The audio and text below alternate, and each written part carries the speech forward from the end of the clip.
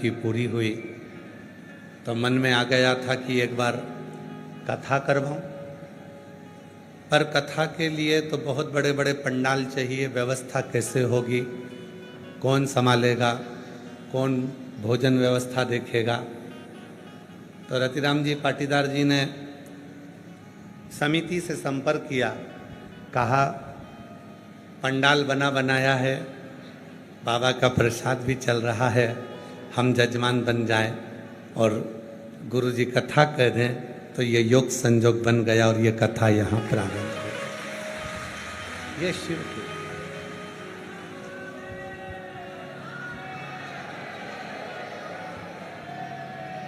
और पाटीदार जी से ज्यादा किस्मत वाले तो तुम हो,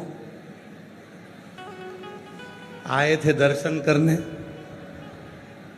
और मिल गया बाबा।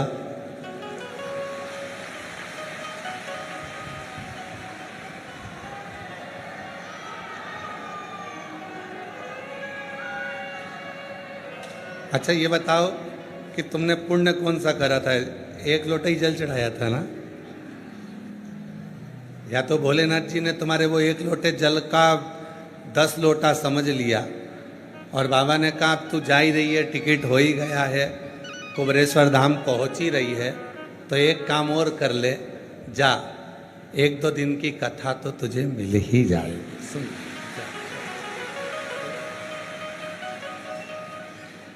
और लुटा दिया भंडार काशी वाले ने, कर दिया माला मान काशी वाले ने, जो जैसी पावना लाया वो वैसा ही फल पाया, नहीं खाली उसे लौटाया, वो मन ही मन हर्षाया, और कर दिया माला माल काशी वाले ने, लुटा दिया भंडार काशी वाले ने। ये उसकी उदारता है। आपका जो पुण्य है, आपकी जो पुण्य की प्रबलता है, वो आपको कुबरेश्वर धाम तक लेकर आ गई। और उस पुण्य में भी अधिक पुण्य जब हो गया जब बाबा की कथा बाबा के ही धाम पर कंकर शंकर की भूमि पर श्रवण करने का सौभाग्य मिला।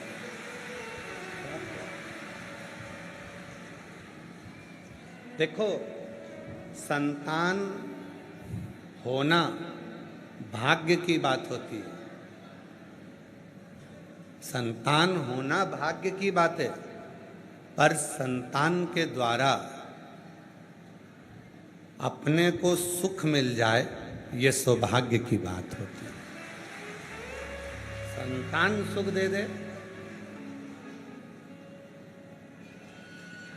हम ईश्वर रतिराम जी के पाटीदार जी को इसलिए और धन्यवाद देंगे कि आपके मन में आया कि मुझे कथा करवाना है, पंडाल कहाँ करूं, इतनी बड़ी व्यवस्था कहाँ करूं, सीहोर कुबरेश्वर धाम पर इतना विशाल पंडाल बना हुआ है, सारी व्यवस्था है, तो यहीं कथा।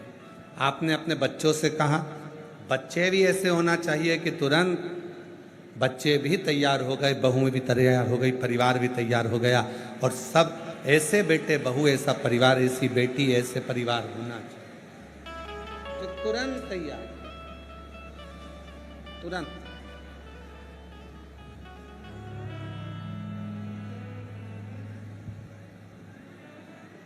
और रतिराम जी के, ईश्वर रतिराम जी पाटीदार जी के जितने मेहमान आए,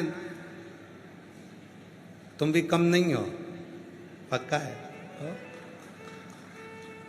बाबा ने बड़ी कृपा करी है आपको, 7 दिन अपने बाप के घर में अपने पिता के पास रहने का मौका मिला है।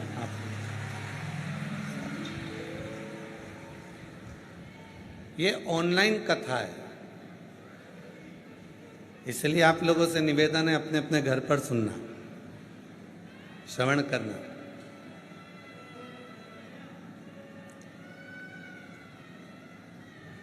शिव तुम्हारे भीतर के दोषों को नहीं देखते, शिव तुम्हारे भीतर के अवगुण को नहीं देखते। मेरा ओघड़दानी अगर देखता है तो केवल तुम्हारे गुण देखता। मां, बच्चा कीचड़ में गिर गया, कीचड़ नहीं देखा मां ने केवल अपने बेटे का मुख देखा। मां ने केवल अपने बच्चे का मुख देखा, मां ने कीचड़ नहीं देखा।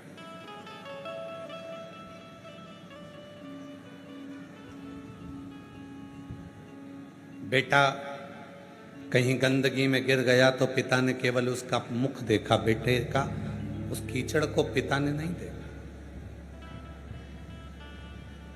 ईश्वर का मतलब क्या होता है?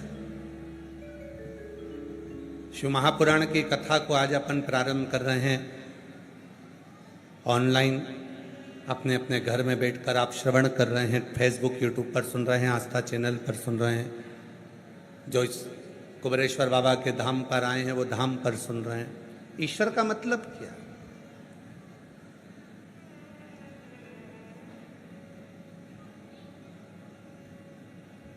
जो इस संसार सागर में प्रत्येक जीव में जो समाया हुआ है, हर एक के भीतर जो रमण कर रहा है, हर एक के दुख सुख, उसकी खुशी, उसका आनंद उसके भीतर बैठकर जो महसूस कर रहा है, वही ईश्वर, वही ईश्वर।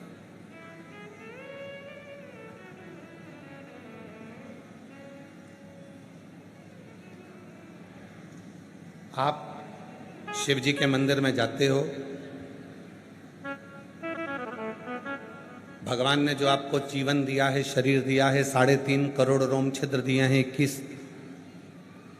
21,500 जो श्वास हमारे जीवन की जो चल रही है, जो परमात्मा ने प्रदान किया है, उसको सही जगह पर प्रयोग करना है। एक छोटी सी कथा से आज की कथा को प्रारंभ करते हैं। एक मछुआरा समुद्र के किनारे पर भ्रमण कर रहा था, कुछ जाल बिछा रहा था, सामान लेकर जा रहा था। मछुआरा, और वो मछुआरा जब जाल बिछाने के बाद वापस आ रहा था तो उसको एक पोटली मिल गई।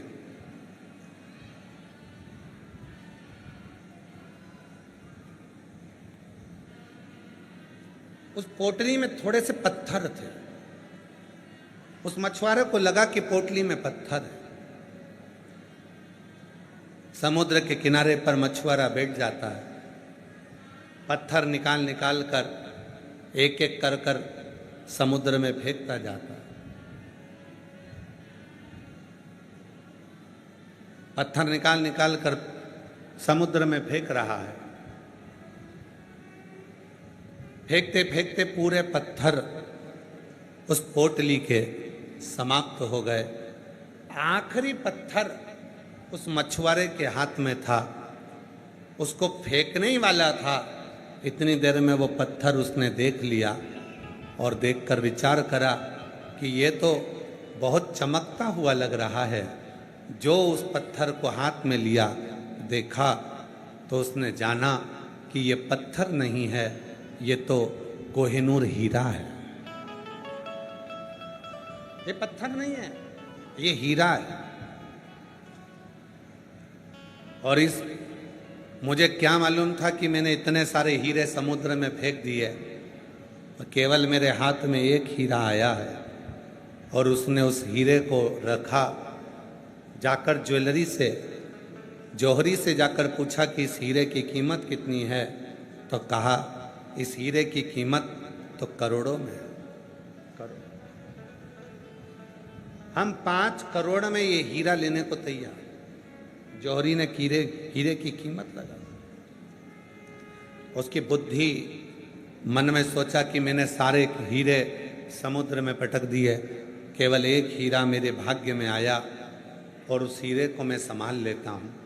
बस यही हमारा और आपका जीवन है।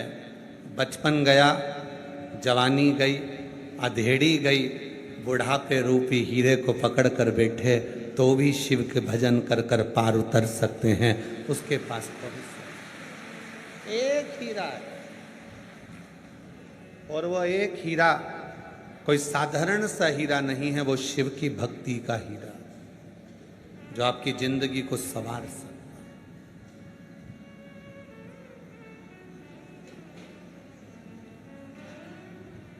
एक हीरा, वो शिव के नाम का हीरा है, भगवान के विरल भक्ति का हीरा।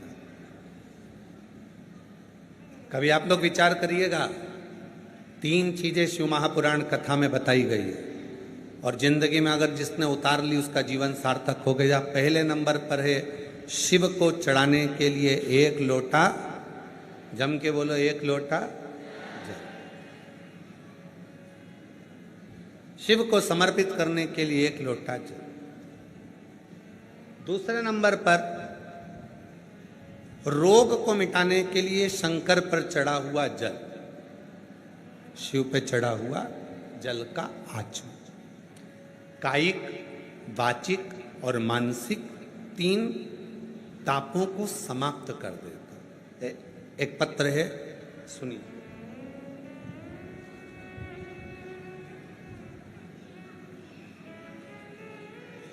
एक पत्र है, शिव का चढ़ा हुआ जल। पहले नंबर 3 चीजें हैं। पहले नंबर पर है 1 लोटा जल, दूसरे नंबर पर है शिव पर चढ़ा हुआ रोग निवारण के लिए शंकर का चढ़ा हुआ जल। एक पत्र है। मेरा नाम संगीता बाथम, पति विजय बाथम। मैं उत्तर प्रदेश के उरई की हूँ। मेरा मोबाइल नंबर ये है। कहीं बैठी हैं? कहीं बैठी हो तो हाथ हिलाएं। आप ही हैं? बच्चा आया है साथ में? हाँ, ले आओ, ले आओ, आ जाओ, आ जाइए। मेरा नाम संगीता बाथम, पति का नाम विजय बाथम। मैं उत्तर प्रदेश उरई की रहने वाली हूँ। 1 लोटे जल का क्या वर्णन करूँ। मेरा 14 साल का गुरुजी बेटा है जो दिमाग से भी विकलांग है। 14 साल से वो चला नहीं है। उसका हाथ, पांव, शरीर काम नहीं करता था, पलंग पर पड़ा रहता था। 14 साल से वो पलंग से नहीं उठा था। गुरुदेव, उसका दिमाग भी काम नहीं करता, वो चलता भी नहीं था, हाथ पैर काम नहीं करता, जो भी करता पलंग पर पड़े पड़े ही करता। गुरुजी, किसी के कहने पर हमने बेटे को शिव पर चढ़े हुए जल को पिलाना प्रारंभ करा और बाबा की ऐसी कृपा हुई, आज मेरा बेटा चलकर कुबरेश्वर धाम की भूमि पर आया। मैं बाबा को नमन करती हूँ। उसका दिमाग काम नहीं करता, बोलता कम, समझता कम, पर भले उसका विवेक, उसका मुख काम कम करे, पर शरीर तो उठे। पलंग पे से 14 साल तक नहीं उठा। पहली बार मेरा बेटा उठा और मैं उसको बाबा के धाम लेकर आया। शुद्ध तत्व किसको कहते हैं? 3 चीजें, 3 चीजें। पहले नंबर पर है शिव जी को चढ़ाया गया 1 लोटा, शिव को चढ़ाया गया 1 लोटा। दूसरे नंबर पर है भगवान शंकर को चढ़ाए गए जल का आचमन, जो हमारे रोग, हमारी बीमारी, हमारी तकलीफ, हमारे कष्ट को समाप्त। और तीसरे नंबर पर है जब व्यक्ति हर तरह से टूट जाए, सारा दुख उसके माथे पर आ जाए, कोई रास्ता नजर ना आए, तकलीफों में अगर वो घिरा हुआ है, तो रवि प्रदोष के दिन बेलपत्र के वृक्ष को लगा दे और उस वृक्ष का सेवन करना, उसकी सेवा करना प्रारंभ कर दे, तो जिंदगी में 7 जन्म तक भी संपदा की कमी नहीं आ सकती।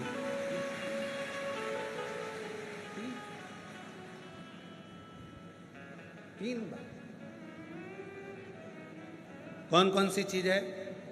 जम के बोलो। पहले नंबर पर आवाज नहीं आई, जम के बोलो। 1 लोटा जल। दूसरे नंबर पर शिव पर चढ़े हुए जल का, उस जल को पीना।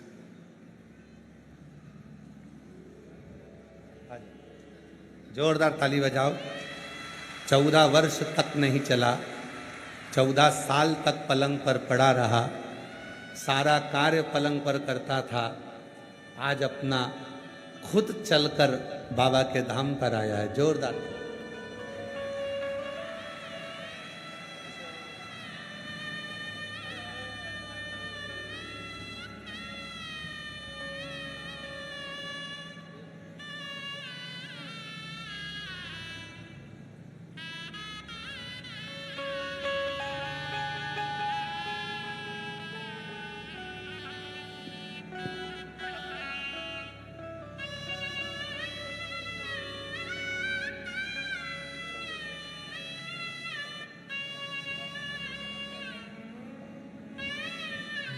जोरदार ताली बजाएं।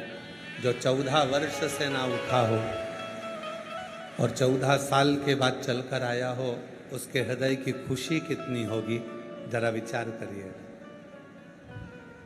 और जो जैसी भावना लाया वो वैसा ही फल पाया, नहीं खाली उसे लौटाया, वो मन ही मन हर्षाया, और कर दिया माला माल काशी वाले ने, लुटा दिया भंडार काशी वाले ने। शिव कथा कहती है 3 चीजें हैं। पहले नंबर पर 1 लोटा जल, दूसरे नंबर पर शिव पर चढ़ा हुआ जल का आचमन, और तीसरे नंबर पर है रविवार के दिन प्रदोष पड़े और उस दिन लगाया गया बेलपत्री का वृक्ष जीवन में 7 जन्म तक भी संपदा को कम नहीं होने देता। रवि प्रदोष में, रविवार का यदि प्रदोष का व्रत पड़ा है, रविवार के दिन यदि प्रदोष पड़ी है, उस प्रदोष के दिन प्रदोष काल में, प्रदोष काल जब सूर्य डूबने पर हो, चंद्र उगने पर हो, और उसी समय पर जो प्रदोष काल होता है, उस प्रदोष काल में यदि एक बेलपत्री का वृक्ष कहीं पर लगाया गया है और उस बेलपत्री के वृक्ष को आप हमेशा स्मरण करना प्रारंभ कर दें, प्रदोष के दिन उसके नीचे दीप लगाना प्रारंभ कर दें, कभी किसी के आगे हाथ फैलाने की जरूरत नहीं पड़ती, अपन स्वयं प्रभु।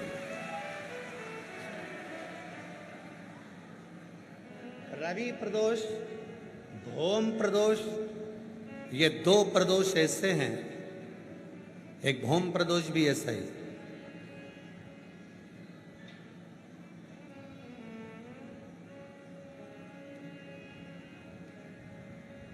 महाराज, मंगलवार का दिन हो, डॉक्टर ने भी कह दिया हो कि इसको 20 साल तक औलाद नहीं हुई, 25 साल तक नहीं हुई, 30 साल तक नहीं हुई, 18 साल तक भी इसको औलाद नहीं हुई, 30 साल हो गए औलाद नहीं हुई, और सब तरह से जब हार जाओ, भौम प्रदोष के दिन, प्रदोष काल में शिवजी के मंदिर में शंकर के शिवलिंग पर 3 जगह पर कनेर का पुष्प समर्पित करना प्रारंभ करें। पहला अशोक सुंदरी की जगह पर, दूसरा जहाँ शिवलिंग रखा हुआ है उस जलाधारी पर, कटी पर, और तीसरा शंकर भगवान के शिवलिंग पर पुष्प कनेर का रखना प्रारंभ कर दो। उसमें से अशोक सुंदरी वाले पुष्प को घर लेकर आना प्रारंभ कर दो। भौम प्रदोष के दिन 4 से 5 भौम प्रदोष करोगे और एक दिन मेरा बाबा तुम्हारा गर्भ ठहरा देगा और बाबा की कृपा से तुम्हारे घर में संतान। धूम प्रदोष। जितनी रवि प्रदोष की प्रबलता है, रवि प्रदोष क्या करता है? धन देता है, संपदा देता है, वैभव देता है। जो बेटे बेटी, नवयुवक बेटा बेटी जितने भी कंपटीशन एग्जाम में बैठते हैं, जितने परीक्षा देने के लिए बैठते हैं, जितना कंपटीशन एग्जाम में बच्चा बच्ची बैठते हैं और वो आखिरी में ये विचार करते हैं कि मैं ये सीए क्लियर नहीं कर सकता, मेरा ये पार्ट क्लियर नहीं होगा, मैं आईएएस ऑफिसर नहीं बन सकता, मन से ये निकालना छोड़ दो कि मैं ये नहीं बन सकता। अगर आपने रवि प्रदोष के दिन प्रदोष काल में एक बेलपत्री के वृक्ष को कहीं पर भी लगाया है और प्रत्येक प्रदोष पर जाकर आप उसके नीचे अगर दीपक लगा रहे हो तो तुमको तुम्हारी मंजिल तो मिलकर रहेगी ही, चाहे कुछ भी। रवि प्रदोष की इतनी महत्वता है।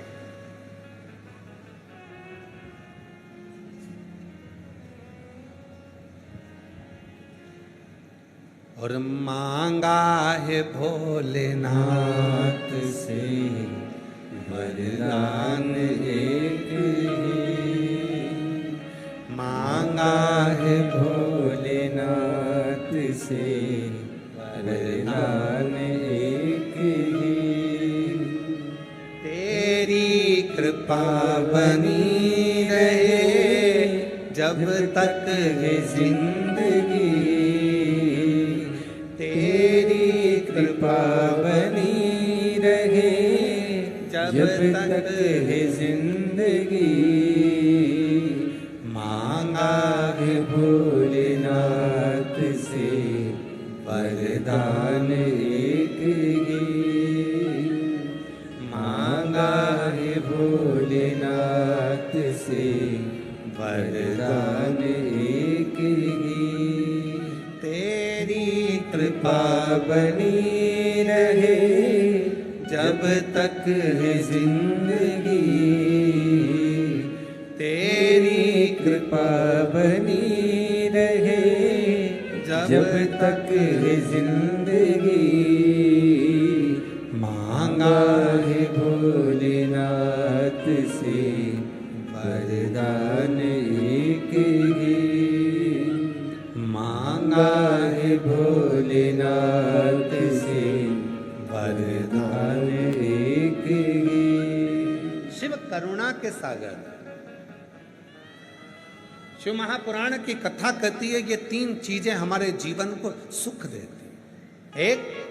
एक लोटा जल शिव को चढ़ाना प्रारंभ किया, हमारे धीरे धीरे मार्ग सुलभ होते चले गए, मार्ग खुलते चले गए, मार्ग खुलते चले, सुलभ हो गए मार्ग।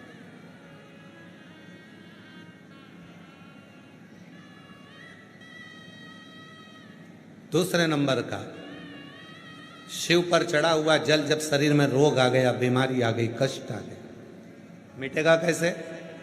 डॉक्टर का इलाज करवाओ, क्योंकि डॉक्टर शिव का एक रूप होते हैं। डॉक्टर जांच करने का बोले जांच करवाओ, क्योंकि डॉक्टर शंकर का एक रूप है। डॉक्टर जैसा बोले वैसा करो, पर साथ में एक लोटा जल चढ़ाकर उसका आचमन करना प्रारंभ कर दो।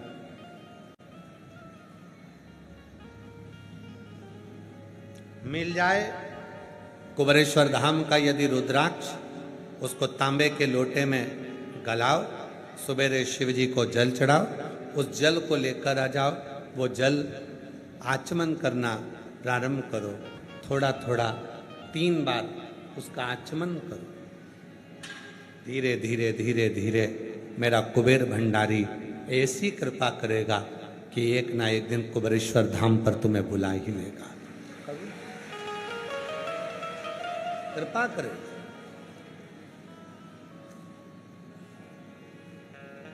मछुआरे ने एक पत्थर को देखा और पहचान गया कि ये मैंने सारे हीरे नीचे फेंक दिए, एक हीरा मेरे पास में रह गया, पर अब इस हीरे को छोड़ना नहीं। अब इस हीरे को नहीं छोड़ना। कुबेरेश्वर धाम पर आए हुए शिव भक्त ये सोचकर नहीं आए थे तो कि उनको ये कथा मिल जाएगी। बोलो बोलो ईमानदारी से आए थे क्या सोच के कि आपको शिव पुराण की कथा यहाँ मिल जाएगी? दुनिया के लोग कहाँ कहाँ जाते हैं कथा श्रवण करने के लिए, फिर वहाँ जाकर लोगों का मुंह झूठा कराते हैं। आप लोगों को तो ये कुबेरेश्वर धाम पर कथा भी मिल गई, और कई कई ऐसे भी हैं उन्होंने मौका में चौका भी लगा दिया कि कहीं पानी की बोतल बांट दी, कहीं बिस्कुट बांट दिया, कहीं टॉफी बांट दी कि आप कहाँ जाकर बांटेंगे, यहीं पर कथा भी हो रही है और बाबा का भजन। सोचा नहीं था आपने कि कथा मिल जाएगी। और कई माताएं तो ऐसी हैं, कई मेरी जीजियां ऐसी हैं, कई मेरे जीजा ऐसे हैं, कई बेटियां ऐसी हैं, कई बेटा ऐसे हैं जो तो पंडाल में बैठे बैठे सो रहे थे। उनको तो मालूम ही नहीं था कि कथा होगी। पर तेरी कृपा का क्या है भरोसा, कब किस पर हो जाए जरा सी हम पर कर दो, जरा सी हम पर कर दो। जिस पर भी हो गई तेरी कृपा करुणा वो भव पार हुआ, भव पार हुआ।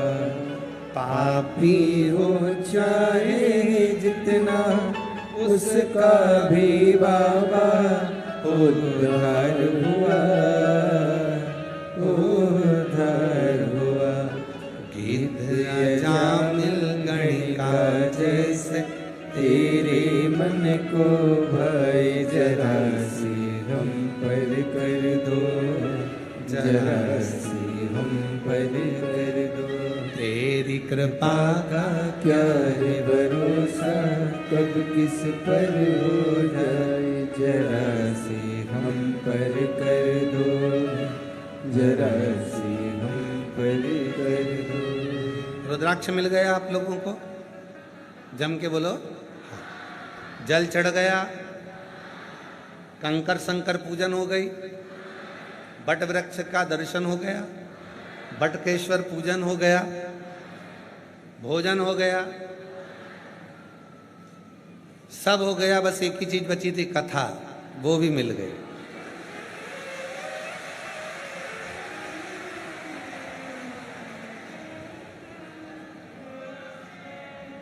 और तैयारी कर लेना,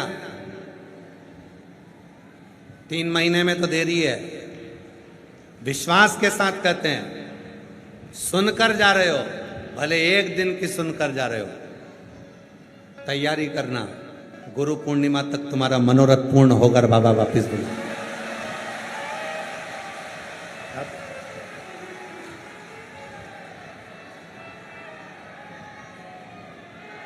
यहां से जाओ तो बैग में खाली नहीं करना अपने को, अपन बोल के जाना, बाबा सुना है कुबेरेश्वर धाम पर बैठकर कथा सुनी जाती है, कंकर शंकर पूजन करी जाती है, रुद्राक्ष लिया जाता है, बड़ के पेड़ का दर्शन किया जाता है, जल चढ़ाया जाता है और कथा का लाभ मिलता है। बैग खोला नहीं जाता, बाबा वापिस बुला लेता है।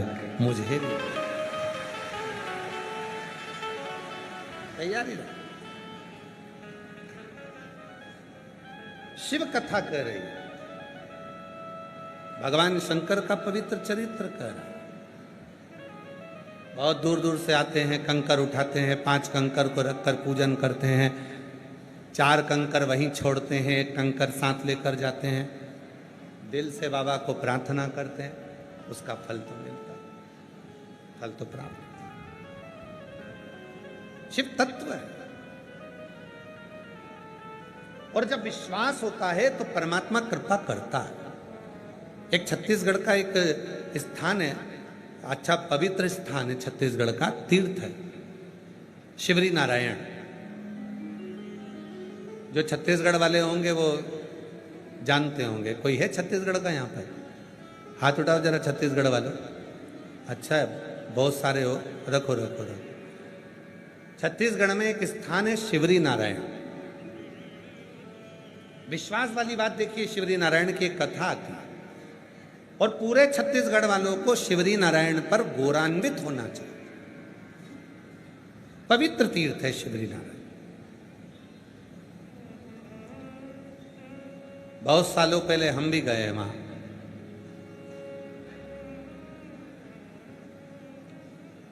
शिवरी नारायण में सीताराम जी का मंदिर है। नारायण भगवान की, मेरे श्री हरि का प्रतिबिंब स्वरूप वहां पूजा जाता है। एक शिवलिंग भी है, लोग उसकी भी पूजा करते। एक राजा हुआ है, रत्नपुर नाम के नगर के नरेश थे। रत्नपुर नरेश को मालूम पड़ा कि शिवरी नारायण में राम जी की सुंदर स्वरूप है, सीताराम जी वहां विराजते हैं, भगवान के सुंदर स्वरूप का वहां दर्शन होता है। रत्नपुर नरेश दर्शन करने के लिए शिवरी नारायण चल दिए। देखिए विश्वास में कितना बल होता है। ये शिव पुराण की कथा है। भरोसे में कितना बल है, विश्वास में कितना बल है। लोग कहते हैं गुरुजी सीहोर कुबरेश्वर धाम का रुद्राक्ष इतना प्रबल क्यों होता है? कुबरेश्वर धाम पर किया गया कंकर शंकर की पूजन इतनी प्रबल क्यों होती है? कुबरेश्वर धाम पर 5 मिनट की सुनी हुई शिव पुराण भी इतनी प्रबल होती है क्यों? उसका विश्वास।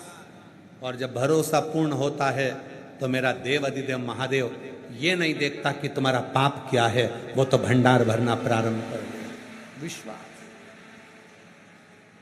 भरोसा, दृढ़ता।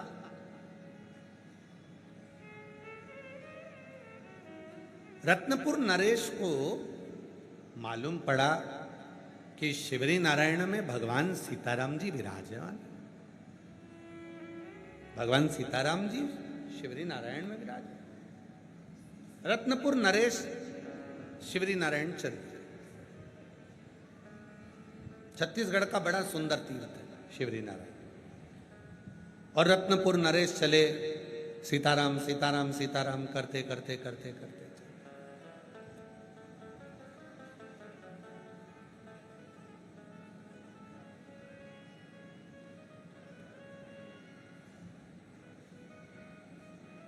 पर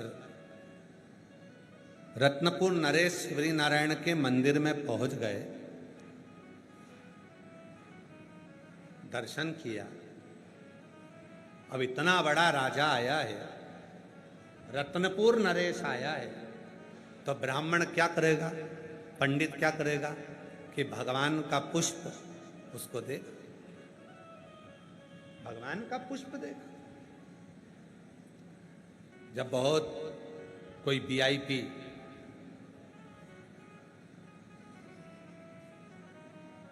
बहुत वीआईपी जब कोई मंदिर में जाता है तो पंडित जी जो भगवान पे चढ़ा हुआ ही फूल है, पत्र है, वो उसको दे देते हैं। अब शिवरी नारायण में दर्शन करने के लिए रत्नपुर नरेश पहुंच गए। और रत्नपुर नरेश ने जैसे ही शिवरी नारायण में सीताराम सरकार का दर्शन किया, भगवान श्री हरि का दर्शन किया, पंडित जी ने एक कमल का पुष्प उनके मस्तक पर चढ़ा था, भगवान राम जी के, भगवान नारायण के, वो पुष्प उठाकर पंडित जी ने वो पुष्प रत्नपुर नरेश को दे दिया। रत्नपुर नरेश को जैसे ही कमल का पुष्प मिला, उस कमल के पुष्प में एक बाल लगा हुआ था, बाल उसमें लगा, कमल के पुष्प में वो बाल लगा था।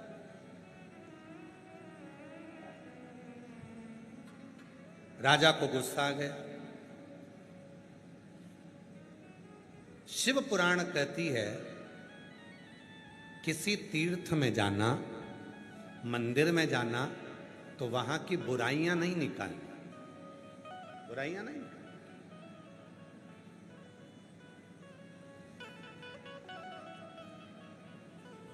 आज के समय में एक बहुत बड़ा मामला चल रहा है अयोध्या की चोरी का। अयोध्या की चोरी का एक मामला चल रहा है। राम मंदिर में चोरी हो गई, ये हो गया, वो हो गया। हमें समझ में नहीं आता कि सालों पहले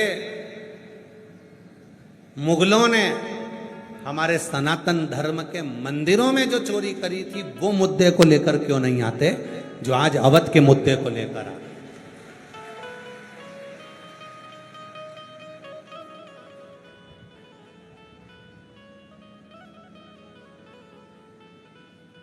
ए भाई, होई सोई जो राम रची राखा।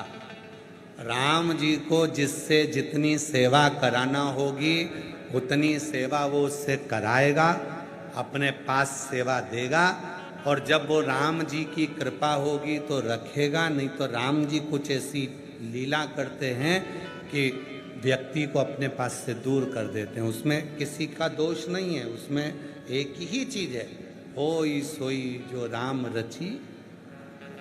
राम जी ने जो सोच लिया वो कर।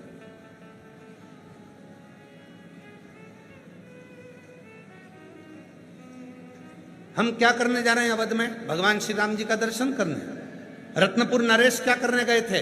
शिवरी नारायण में भगवान सीताराम जी का दर्शन करने के लिए। ब्राह्मण देवता ने क्या करा? कमल का पुष्प उठाकर दे दिया। कमल का पुष्प उठाकर दिया। महाराज, उस कमल के पुष्प में एक बाल लगा हुआ था। रत्नपुर नरेश को क्रोध आ गया, ये किसका बाल लगा है और तुमने बाल लगा हुआ ये पुष्प हमको दे दिया? गुस्सा हुआ। शिव पुराण कहती है, अच्छाई अगर हम अपने घर में भी देखेंगे तो हमारे घर ही तीर्थ हो जाए। एक लाइन बहुत पहले हम गुनगुनाया करते थे, शायद आप लोगों के स्मरण में है कि नहीं पता नहीं। पहले हम कहते थे वो, इस कल युग में तीर्थ का क्या काम है,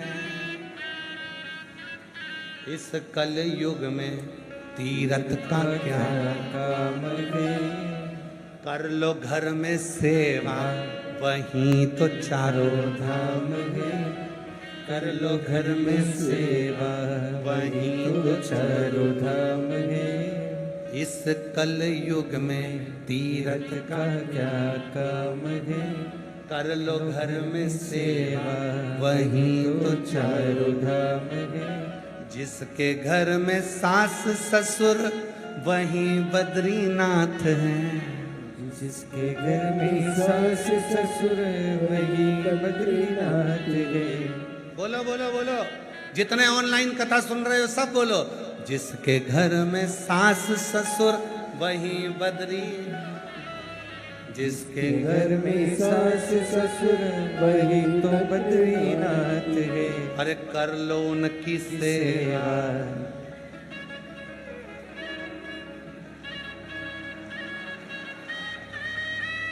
अरे कर लो उनकी सेवा वही तो चारों धाम है, कर लो उनकी सेवा वही तो चारों धाम है, इस कल युग में तीर्थ का क्या काम है, कर लो घर में सेवा वही तो चारों धाम है, जिनके घर में जेठ जेठानी वही द्वारिका नाथ हैं, जिनके घर में जेठ जेठानी वही द्वारिका धाम है। अरे कर लो इनकी सेवा वही तो चारों धाम है, कर लो इनकी सेवा वही तो चारों धाम है, इस कल युग में तीर्थ का क्या काम है, कर लो घर में सेवा वही तो चारों धाम है, जिनके घर में देवर देवरानी वही रामनाथ हैं, रामेश्वर उसी के घर में, जिनके घर में देवर देवरानी वही रामेश्वर नाथ हैं, कर लो इनकी सेवा वही तो चारों धाम है, कर लो इनकी सेवा वही तो चारों धाम है। इस कलयुग में तीरथ का क्या काम है। और चौथी बात याद रखना मेरी जीजियों, तुम्हारे लिए, जिसके घर में पति देव वही जगन्नाथ है। के घर में पति देव वही जगन्नाथ है। जिनके घर में पति देव वही जगन्नाथ जगन्नाथ है। है। और कर लो उनकी, की सेवा, अरे कर लो उनकी सेवा वही तो चारों धाम है। कर लो उनकी सेवा वही तो चारों धाम। इस कल युग में तीरथ का क्या काम है। इस कलयुग में तीरथ का क्या काम है। कर लो घर में सेवा वही तो चारों धाम है। कर लो की सेवा वही तो चारों धाम है। कर लो घर में सेवा वही तो चारों धाम है। कर लो घर में सेवा वही तो चारों धाम है। कर लो घर में सेवा वही तो चारों धाम है। कर लो घर में सेवा वही तो चारों धाम है। याद हो गया भजन? भजन याद हो गया? अब तुम लोग गाना। जिसके घर में सास ससुर वही बद्रीनाथ है।